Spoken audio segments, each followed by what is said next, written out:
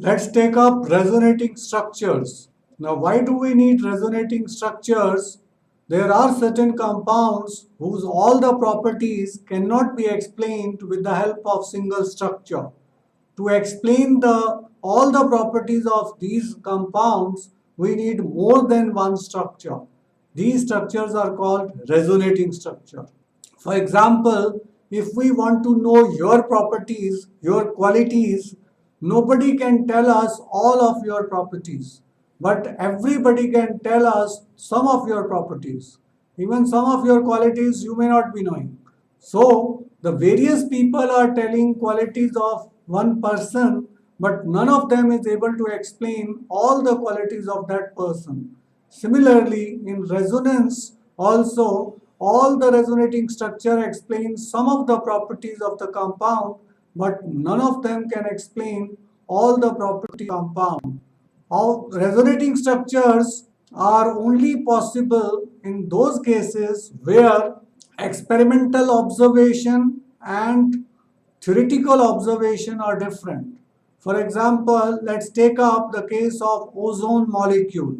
In ozone molecule, there are two structures.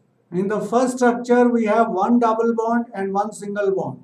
Double bond has bond length 121 picometer. Single bond has bond length 148 picometer. But actually, when experimentally we find the bond length comes out to be 128 picometer. So this observation can only be explained with the help of resonance. So we have two resonating structure of ozone. It's a bent molecule. In the first case, the left hand side, the oxygen has 6 electrons, it acquires slightly negative charge. Whereas the central oxygen has got one pair of electron, it acquires positive charge. And the right hand side, lower oxygen has double bond, it has got electrons or two lone pair of electron, it does not have any charge. The second structure which we have formed also is similar. The position of oxygen having no charge is now on left hand side, and with the negative charge is on right hand side, and positively charged in center. Now these are two resonating structures of ozone. These are also called canonical forms. Now these resonating structures can be represented, conveniently represented by resonance hybrid. So the third structure is called resonance hybrid. A resonance hybrid is intermediate between the first and second structure. And here it shows that the bond length is 128 picometer in both the bonds. The normal oxygen single and double bond are 148 for single bond and 121 picometer respectively. But experiment is 128. This we have explained with the help of resonance. So what should we conclude, that whether ozone has single bond or double bond? Reality is that in ozone, oxygen-oxygen bond is neither single bond nor double bond, rather it is in between the two.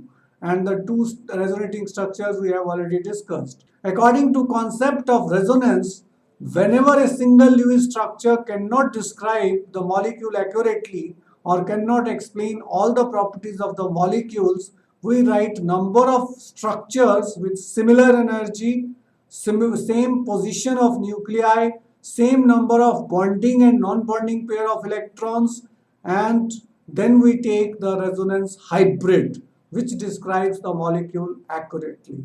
Thus, for ozone, the two structures shown earlier constitute the resonating structures or canonical forms, and third was their hybrid structure, which represents ozone molecule accurately. This is called resonance hybrid, and resonating structures are represented by a double-headed arrowhead. Now we are taking more example of resonating structure. First we have taken carbon dioxide. In carbon dioxide, in the first structure, each carbon is forming a double bond with two oxygen atom. That is, it is sharing two electrons with oxygen atom. Two electrons of carbon and two electrons of oxygen will result in the formation of double bond. with other oxygen atom also, two electrons belong to oxygen, two electrons belong to carbon, it forms a double bond.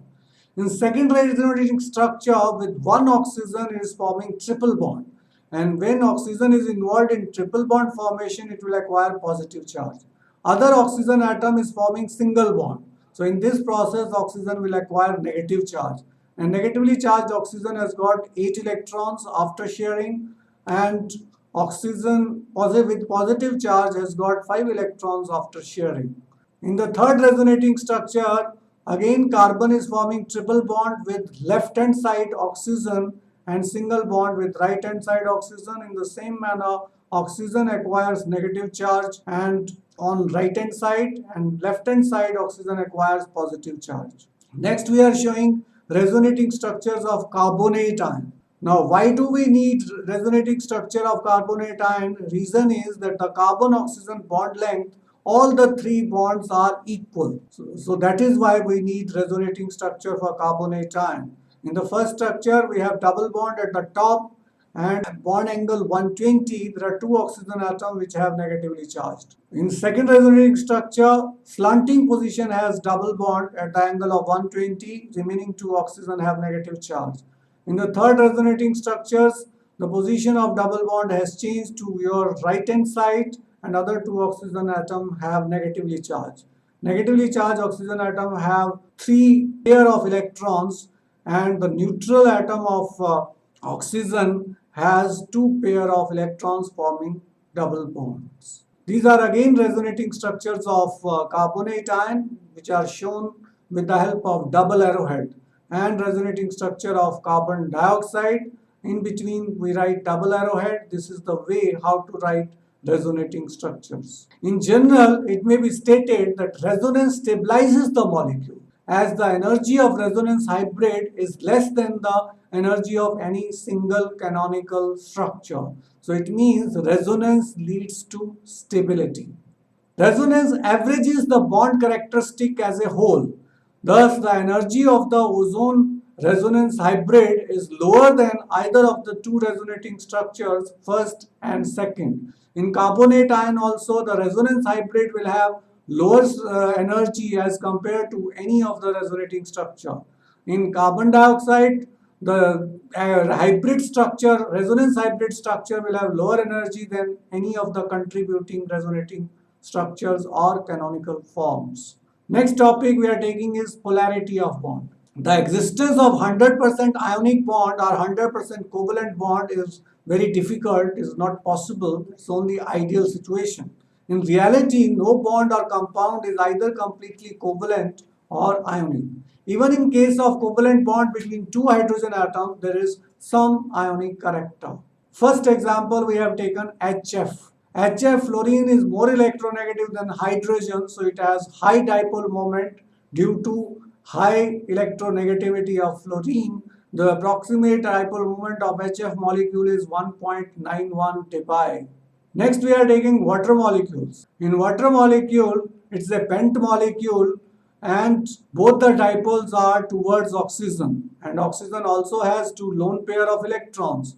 Whenever the dipoles are towards oxygen atom which has lone pair of electron, dipole moment will increase. So resultant dipole is in the right hand side and its dipole moment is 1.85 dBi. Now why HF has higher dipole moment than water? Because fluorine is more electronegative than oxygen. Next example we are taking BeF2. BeF2 is a linear molecule. So here both the dipoles are equal and opposite in direction, which cancel out each other, and net dipole moment of BeF2 is 0. Let's take up the most important question, why ammonia has higher dipole moment than NF3. Now first we have drawn the structure of ammonia molecule and NF3. Both are pyramidal shape. In both nitrogen has lone pair of electrons. But in case of ammonia, dipoles are towards nitrogen or towards lone pair of electron, therefore its dipole moment increases and its resultant dipole moment is 4.9 into 10 to the power minus 30 coulomb into meter, that is SI unit of dipole moment. In case of NF3, fluorine is more electronegative than nitrogen, so dipoles are towards fluorine atom.